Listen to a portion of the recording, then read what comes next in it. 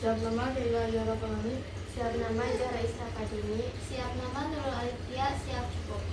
Hai teman-teman, tahukah kalian Indonesia memiliki berbagai lembaga pemerintahan yang memiliki tugas dan fungsi sesuai dengan konstitusi negara.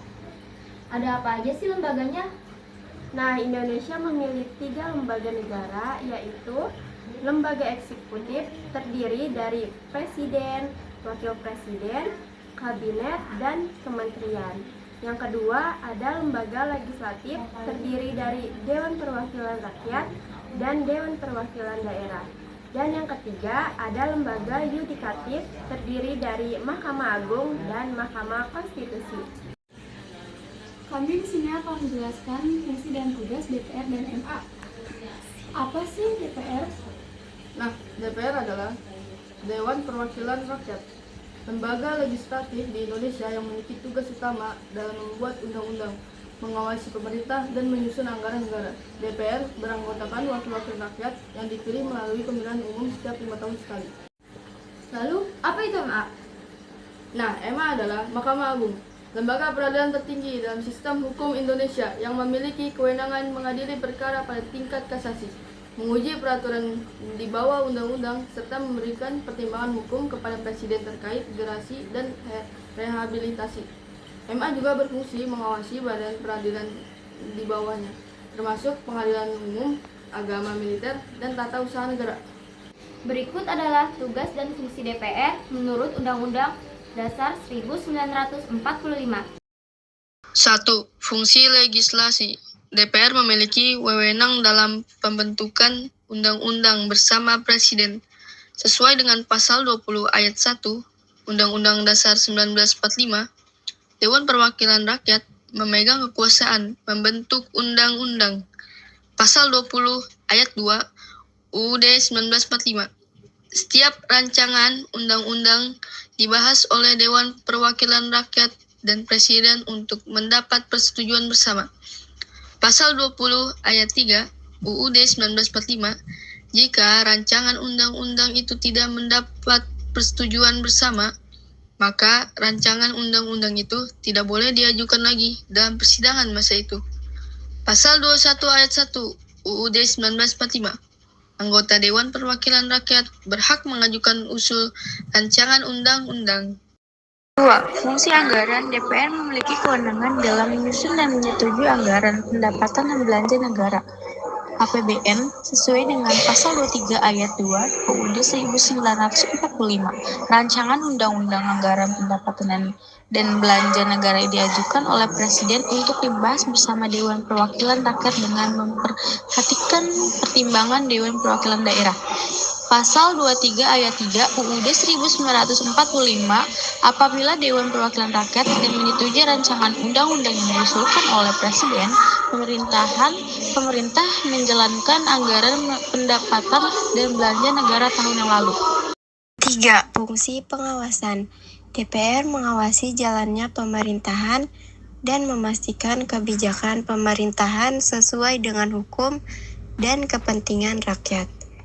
Sesuai dengan pasal 20A ayat 1 Undang-Undang Dasar 1945, Dewan Perwakilan Rakyat mempunyai fungsi legislasi, fungsi anggaran, dan fungsi pengawasan. Pasal 20A ayat 2 Undang-Undang Dasar 1945. Dalam melaksanakan fungsinya, selain hak yang diatur dalam pasal-pasal lain Undang-Undang Dasar ini, Dewan Perwakilan Rakyat mempunyai hak interpelasi, hak angket, dan hak menyatakan pendapat. 4. Fungsi lainnya. Selain 3 fungsi utama, DPR juga memiliki beberapa kewenangan lain. Yang pertama, persetujuan dalam hubungan internasional. Sesuai dengan pasal 11 ayat 2 UUD 1945, Dewan Perwakilan Rakyat ikut serta dalam memberikan persetujuan atas pernyataan perang, membuat perdamaian, dan perjanjian dengan negara lain. Yang kedua, pengangkatan pejabat negara. sesuai dengan pasal 23F ayat 1 UUD 1945, anggota Badan Pemeriksa Keuangan dipilih oleh Dewan Perwakilan Rakyat dengan memperhatikan pertimbangan Dewan Perwakilan Daerah dan diresmikan oleh Presiden. Dan yang terakhir, pasal 24A ayat 3 UUD 1945. Calon Hakim Agung diusulkan Komisi Yudisial kepada Dewan Perwakilan Rakyat untuk mendapat persetujuan dan selanjutnya ditetapkan sebagai Hakim Agung oleh Presiden. Berikut adalah tugas dan fungsi MA menurut Undang-Undang Dasar 1945. 1.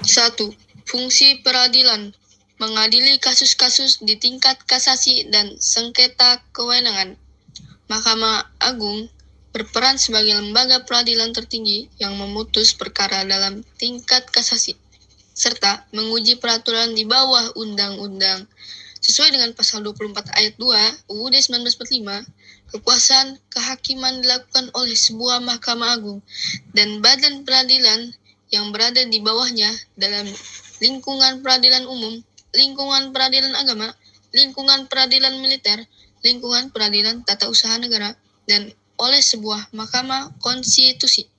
Pasal 24A ayat 1 UUD 1945, Mahkamah Agung berwenang mengadili pada tingkat kasasi, menguji peraturan undang-undang di bawah undang-undang terhadap undang-undang, dan mempunyai wewenang lainnya yang diberikan oleh undang-undang. Mahkamah Agung berwenang mengawasi badan peradilan yang berada di bawahnya untuk memastikan keadilan dan kepatuhan terhadap hukum. Sesuai dengan pasal 24A ayat 1 UUD 1945, Mahkamah Agung berwenang mengadili pada tingkat kasasi, menguji peraturan perundang-undangan di bawah undang-undang terhadap undang-undang dan mempunyai wewenang lainnya yang diberikan oleh undang-undang. 3. Fungsi pemberian pertimbangan kepada Presiden. Mahkamah Agung dapat memberikan nasihat atau pertimbangan kepada Presiden terkait gerasi dan rehabilitasi. Sesuai dengan pasal 14 ayat 1 Undang-Undang Dasar 1945, Presiden memberi gerasi dan rehabilitasi dengan memperhatikan pertimbangan Mahkamah Agung. 4. Fungsi pengangkatan Hakim Agung. Mahkamah Agung tidak langsung memilih hakimnya sendiri, tetapi memberikan rekomendasi terhadap calon yang diusulkan Komisi Yudisial. Sesuai dengan pasal 24A ayat 3 UUD 1945, calon Hakim Agung diusulkan Komisi Yudisial kepada Dewan Perwakilan Rakyat untuk mendapat persetujuan dan selanjutnya ditetapkan sebagai Hakim Agung oleh Presiden.